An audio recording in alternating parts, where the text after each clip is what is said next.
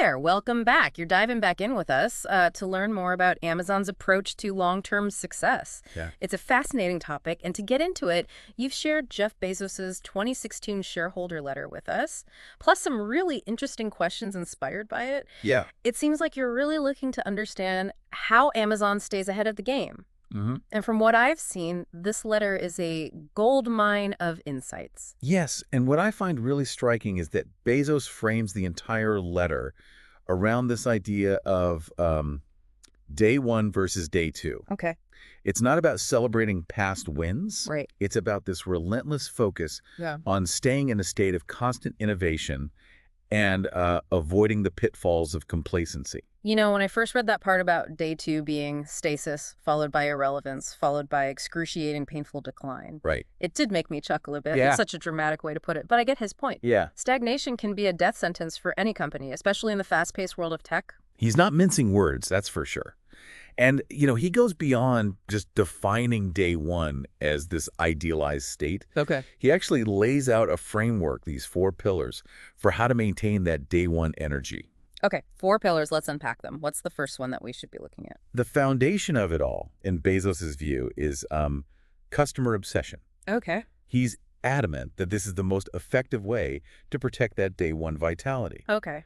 But it's not just about listening to what customers are saying. Right. It's about anticipating their needs, sometimes even before they know what they want. That's a great point. It makes me think about some of the products and services Amazon has rolled out that seemed almost revolutionary at the time. A perfect example is Amazon Prime. Oh, yeah. In the letter, Bezos points out that no customer ever asked Amazon to create the Prime membership program, but it sure turns out they wanted it. Wow. It was a huge gamble at the time, but it addressed an unarticulated need for speed and convenience in online shopping. It's interesting, though, because it seems like in many ways, Amazon has also shaped customer expectations. Yeah. They've set a new standard, and now everyone else is playing catch-up. Exactly. Yeah. It's almost like they created a need and then brilliantly filled it. Yeah. But I think a crucial element of their success with Prime was that they were willing to make a huge bet, invest heavily, and patiently experiment to see if it would pay off.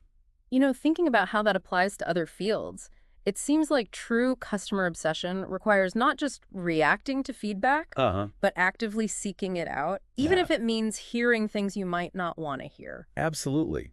And sometimes it even means going beyond what people are directly saying and looking for those deeper patterns in behavior and usage data. Oh, interesting. Amazon is incredibly sophisticated when it comes to data analysis, and that's a key part of how they anticipate customer needs. So it's not just about being customer-centric. Right. It's about being data-driven and using those insights to fuel innovation. Right. And I think the next pillar, resisting proxies, is a really interesting extension of that idea. Okay. Bezos is essentially warning against becoming too reliant on metrics or processes that can distract us from true customer focus. Yeah, I can see how that could happen. You get so caught up in the numbers or the procedures that you lose sight of the bigger picture. It's like the classic example he gives of process as proxy. Right. You can become so focused on following the rules that you forget the actual purpose of the process in the first place. Ooh, that reminds me of this one time when... But beyond process as proxy, there are other, more insidious ways this can manifest. Okay. For example, internal metrics can sometimes become a proxy for actual value delivered to the customer. Right, like focusing on website traffic without considering if those visitors are actually finding what they need or making purchases. Exactly. Or think about how easily internal politics can become a proxy for what customers truly want. If decisions are being driven by internal agendas rather than genuine customer needs, Right. that's a slippery slope toward day two. You know, this resisting proxies concept is making me think about how we measure success in general. Are we focusing on the right things? Are we actually delivering value, or are we just going through the motions? Those are really important questions to ask no matter what field you're in. Yeah. It's so easy to get caught up in the day-to-day and lose sight of what truly matters. All right, so we've got customer obsession and resisting proxies under our belts. Right. What's the next pillar that Bezos highlights? He calls it embracing external trends. Okay. It's all about being adaptable and recognizing that the world is constantly changing around us. Right. He specifically mentions machine learning and artificial intelligence as major forces shaping the future. And remember, this was back in 2016, Right. before the current AI boom we're seeing. He was definitely ahead of the curve on that one. It seems like Amazon has always been at the forefront of adopting new technologies and integrating them into their business. Absolutely.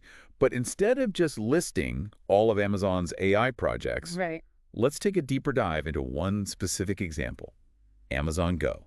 Yeah, those cashierless stores are pretty mind-blowing. I remember the first time I walked into one. It's a perfect example of how Amazon takes an external trend, in this case the convergence of computer vision, sensor technology, and machine learning, Right. and turns it into a tangible, customer-facing innovation. Okay, I have to ask, was Bezos always gung-ho about these futuristic projects? Or were there times when he was hesitant? Well, that actually brings us to the fourth pillar of his day one philosophy, high-velocity decision-making. Okay.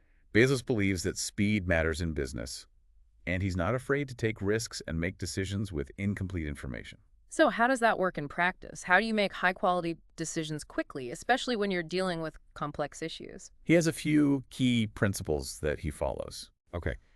First, he distinguishes between reversible and irreversible decisions. Okay. For the reversible ones, what he calls two-way doors, it's okay to be wrong. Right. You can always course correct later. So don't get bogged down in analysis paralysis for every single decision. Makes sense. Exactly. For those two-way door decisions, Yeah. he advocates for gathering about 70% of the information you ideally want and then making the call. Okay. Waiting for 90% or 100% certainty can significantly slow you down. But what about when there's disagreement within a team? How do you move forward quickly without everyone being on the same page? That's where his disagree and commit principle comes in. Oh, interesting. He encourages teams to voice their disagreements openly and honestly, but then fully commit to the chosen direction, even if they don't completely agree. That's an interesting approach. It seems like it would foster a culture of open communication and accountability. And Bezos practices what he preaches. In the letter, he shares an example of green lighting, an Amazon Studios original, despite his own reservations, Oh, wow. because he trusted his team's judgment. That's a pretty empowering leadership style. It must create a very dynamic and fast-paced work environment. It certainly does. But it also requires a high level of trust Right. and a willingness to embrace calculated risks. You know, as we're talking about these four pillars, I can't help but wonder if Bezos had all of this figured out from the beginning. Right. Luckily, we have his original 1997 shareholder letter to look back on. Right. Bezos actually included a copy of that letter in the 2016 one, and it's fascinating to see how his thinking has evolved or stayed remarkably consistent over time. So let's step back in time for a moment and take a peek into Bezos's mind back in 1997. What strikes me most about the 1997 letter Yeah. is how much emphasis Bezos puts on the long term. Right. He talks about building a lasting franchise, Okay. making bold bets that might not pay off for years, Right. and creating a company culture that attracts and retains the best talent. It's almost like he had this roadmap laid out from the very beginning. Yeah. This vision for what Amazon could become. And those early principles, Right. those seeds planted in 1997, have really blossomed into what Amazon is today. Yeah. It's fascinating to see that continuity of thought. It's especially impressive considering how much the world has changed since 1997. Yeah. The internet was a very different place back then. And yet, those core principles, customer focus, long-term thinking, continuous innovation, Right. they've remained remarkably relevant. Yeah. That's the real power of a strong foundation. It makes me wonder, though, if there are any potential downsides to this relentless pursuit of day one. That's a great question. Yeah. And I think it's important to acknowledge that there can be trade-offs. Okay. For example, Bezos' emphasis on high-velocity decision-making Right. could potentially lead to burnout Yeah. or a culture that prioritizes speed Mm. over thoughtful consideration. Right. And maybe there are some decisions that require more than 70% of the information. Yeah. Even if it means slowing down the process. Absolutely. There's always a need for balance. Right. And I think it's crucial to remember that what works for Amazon might not work for every organization. Right. Context matters. You know, as we're diving into these deeper layers of Bezos' thinking, Yeah. I'm starting to see how these principles could be applied beyond just the business world. I agree. Whether you're leading a team, working on a creative project, Uh-huh. or simply striving for personal growth, Yeah. this idea of staying in a day one mindset can be incredibly powerful. It's about embracing that beginner's mind, Yeah. that sense of curiosity and a willingness to experiment and learn from your mistakes. And it's about challenging the status quo, resisting the temptation to get complacent, Right. and constantly seeking ways to improve and innovate. It's like Bezos is saying, don't let the success of yesterday define the possibilities of tomorrow. Always be looking ahead, pushing boundaries, and staying true to that core vision. Exactly. And it all comes back to that fundamental question. Yeah. Are you living in day one or day two? Wow, this deep dive has been incredibly insightful. Yeah. We've unpacked so much from Bezos' letter and the way he thinks about building a successful company. Right. I'm curious, though, Huh. how do you see these principles applying to you and your own work? Well, for me, the biggest takeaway is the importance of staying connected to the why behind what I do. Okay. It's easy to get lost in the day-to-day, but constantly reminding myself of the purpose, the bigger picture, Yeah. helps me seem motivated and focused. That's a great point. And it seems like that why often ties back to serving a customer, client, Right. or an audience. It's about creating value and making a positive impact. Absolutely.